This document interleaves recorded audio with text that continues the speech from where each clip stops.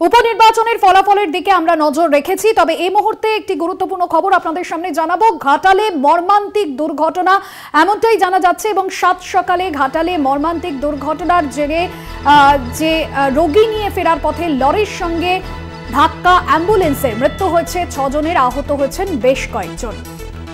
আপনাদের জানিয়ে রাখবো, এই ঘটনায় মৃত্যু হয়েছে 6 জনের। ঘাটালে সাত সকালে মর্মান্তিক দুর্ঘটনা, পথ দুর্ঘটনায় মৃত্যু হয়েছে বেশ কয়েকজনের এবং মৃতদের মধ্যে 3 জন মহিলা এমনটাই জানা গিয়েছে।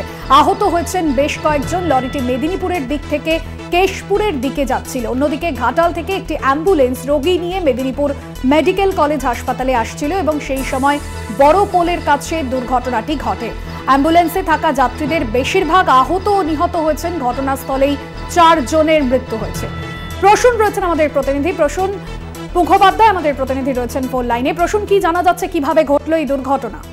হ্যাঁ, দুর্ঘটনা যেটা ঘটেছে, গত কয়েকদিন ধরে ঘাটালের ক্ষীরপাইয়ের বাসিন্দা ঘাটাল হাসপাতালে ভর্তি ছিল সদাগর দলের মেয়ে।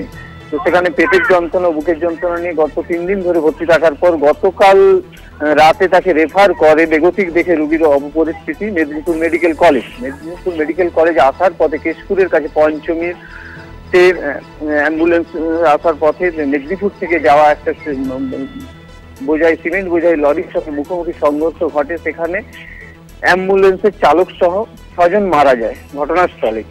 এখনো অব্দি যে রুগিনীকে নিয়ে মেদিনীপুর মেডিকেল কলেজের উদ্দেশ্যে রওনা দিয়েছিল, সেই রুগিনী মৃত্যুর সঙ্গে পাঞ্জা লড়ছে, পরিবার সূত্রের খবর। একদমই ধন্যবাদ জানাবো। প্রসূন মুখোপাধ্যায় ছিলেন ফোন লাইনে আমাদের প্রতিনিধি। আহতদের মেদিনীপুর মেডিকেল কলেজ হাসপাতালে ভর্তি করা হয়েছে এবং আহতদের অবস্থা এখনো পর্যন্ত আশঙ্কাজনক। আহতরা চন্দ্রকোনা ক্ষীরপাই এলাকার বাসিন্দা এমনটাই জানা গিয়েছে।